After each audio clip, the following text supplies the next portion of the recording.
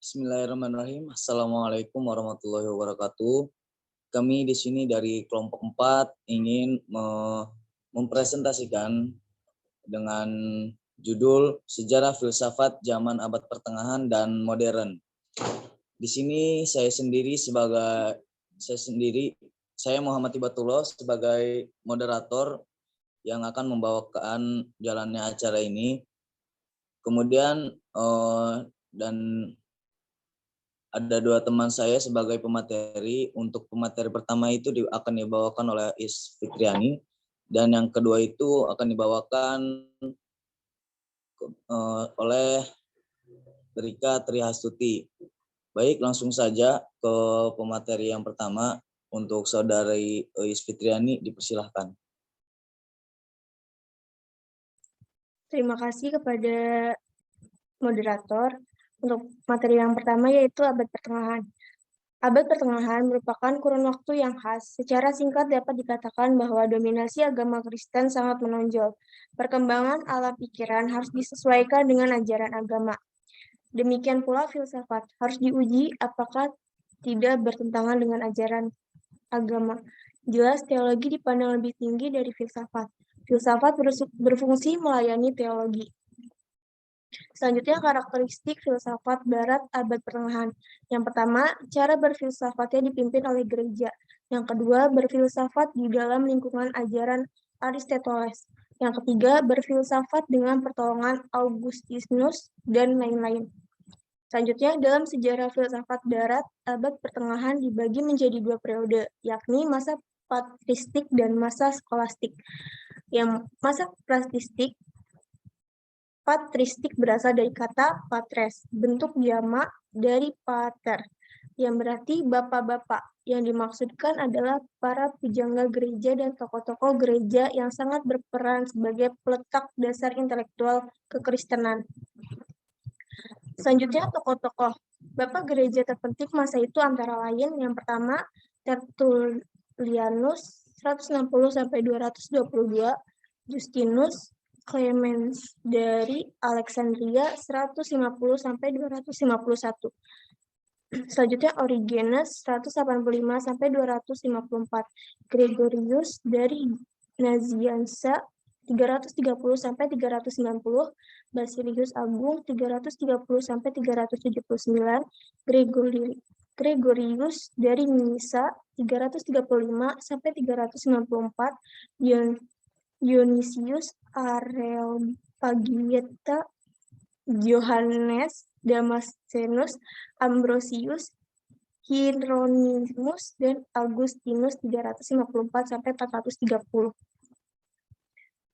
Masa skolastik. Istilah skolastik pun berasal dari bahasa Latin scholasticus, yang berarti murid, sebagai suatu gerakan filsafat dan keagamaan yang berupaya mengadakan sintesa antara akal budi manusia dengan keimanan, atau menerapkan metafisika Yunani ke dalam keyakinan Kristiani.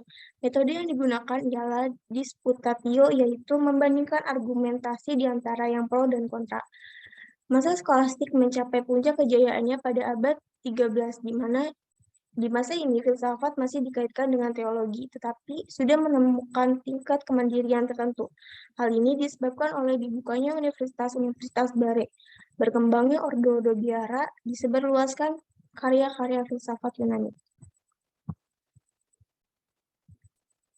Selanjutnya, periode ini terbagi menjadi 3 tahap, yaitu periode skolastik awal, periode puncak perkembangan skolastik, dan periode skolastik lanjut atau akhir. Selanjutnya, periode skolastik awal 800 sampai 1200. Pada periode ini diupayakan misalnya pembuktian adanya Tuhan berdasarkan rasio murni. Jadi, tanpa berdasarkan kitab suci Anselmus dan Canterbury. Selain itu, dalam abad ke-12 ada pemikiran teoritis mengenai filsafat alam, sejarah, dan bahasa. Pengalaman mistik atas kebenaran religius pun mendapat tempat. Untuk materi selanjutnya, saya kembalikan kepada moderator. Baik, terima kasih atas Saudari Is atas penyampaian yang telah diberikan. Baik, selanjutnya itu kita akan lanjut kepada pemateri kedua, yaitu Saudari Rika. Kepadanya dipersilahkan. Baik, terima kasih kepada moderator. Materi selanjutnya yaitu ada tokoh-tokoh. Yang pertama ada Peter Abelardus tahun 1079 sampai 1180. Yang kedua ada Anselmus dari Canterbury tahun 1033 sampai 1109.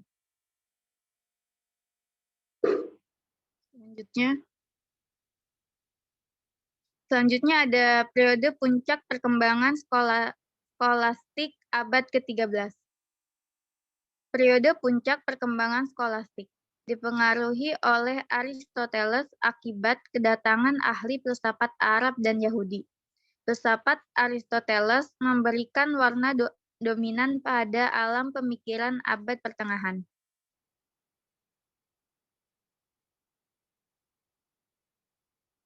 Tokoh-tokohnya ada Thomas Aquinas tahun 1225 sampai 1274.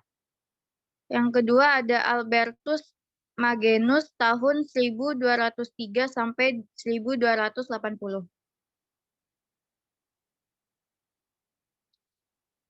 Selanjutnya periode skolastik lanjut atau akhir abad ke-14 sampai 15. Periode skolastik akhir abad ke-14 sampai 15 ditandai dengan pemikiran Islam yang berkembang ke arah nominalisme, ialah aliran yang berpendapat bahwa universalisme tidak memberikan petunjuk tentang aspek yang sama dan yang umum mengenai adanya sesuatu hal. Selanjutnya ada tokoh-tokohnya. Ada Boethius tahun 480 sampai 524. Johannes Scotus Eriugena 810 sampai 877. Anselmus dari Canterbury 1033 sampai 1109. Petrus Abelardus tahun 1079 sampai 1142. Selanjutnya ada Bonaventura tahun 1221 sampai 1274. Selanjutnya Siger dari Baraban sekitar 1240 sampai 1241. Albertus Agung sekitar 1205 sampai 1280. Thomas Aquinas 1225 sampai 1274. Johannes dan Scotus 1266 sampai 1308. Yang terakhir ada Gulielmus. Selanjutnya.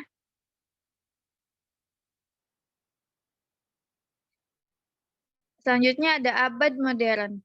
Zaman modern merupakan zaman tegaknya corak pemikiran filsafat yang berorientasi antroposentrisme, sebab manusia menjadi pusat perhatian.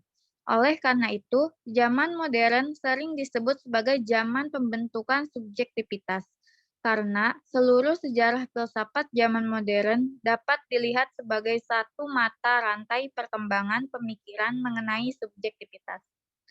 Semua filsuf zaman modern menyelidiki segi-segi subjek manusiawi, atau sebagai pusat pemikiran, pusat pengamatan, pusat kebebasan, pusat tindakan, pusat kehendak, dan pusat perasaan.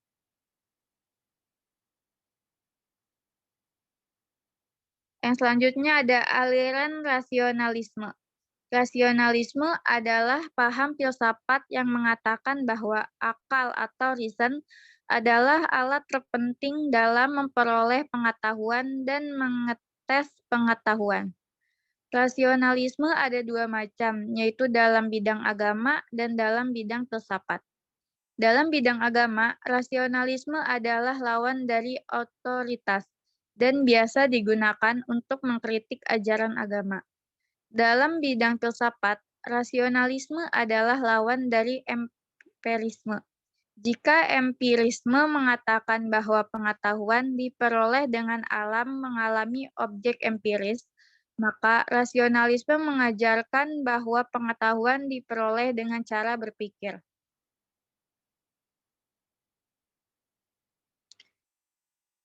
tokoh aliran rasionalisme.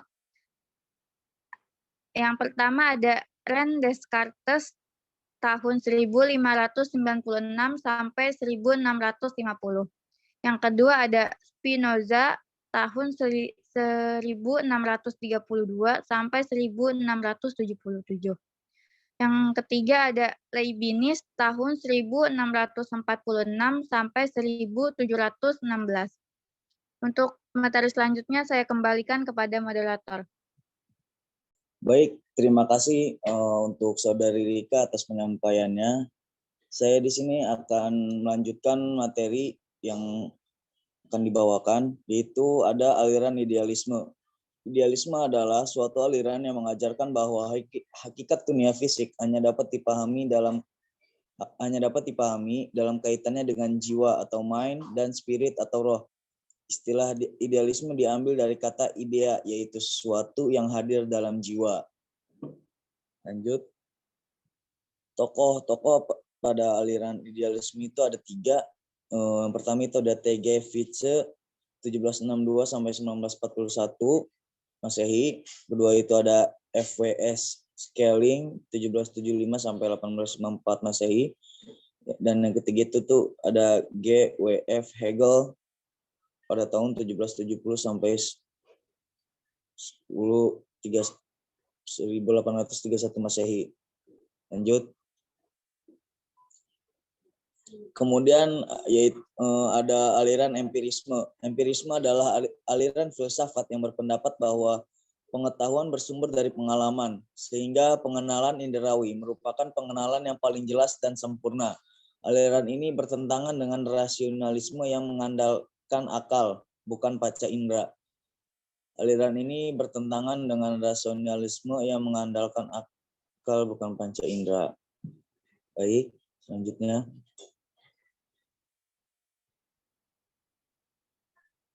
Tokoh-tokoh pada aliran empiris ini ada 5 tokoh. Yang pertama itu ada Francis Bacon 1210 sampai 1292 Masehi. Kemudian ada Thomas Hobbes 1588 sampai 1679. Kemudian ada John Locke 1632 sampai 1704 Masehi.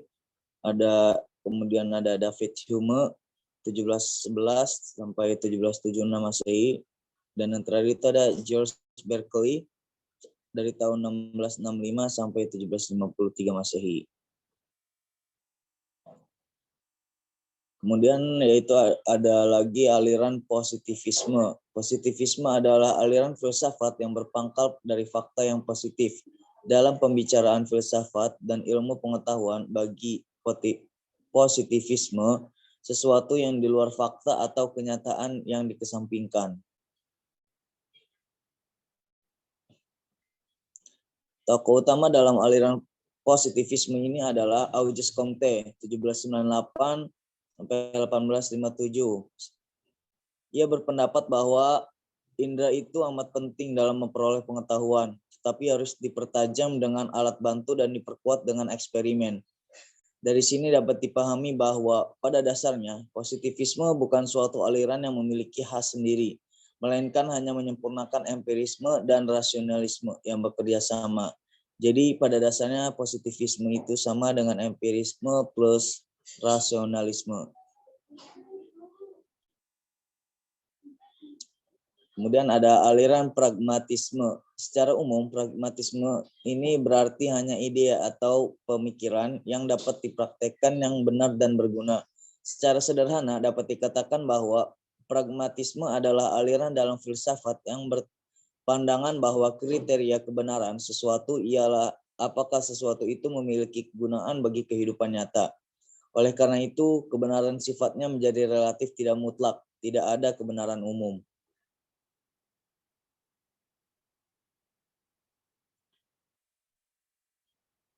Tokoh yang ada pada aliran empiris ini itu ada William James dan John Dewey.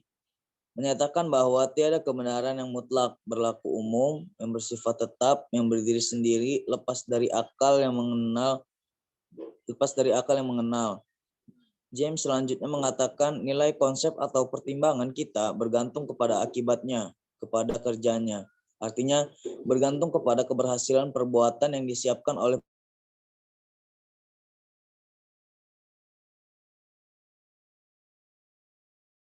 dan kemungkinan-kemungkinannya.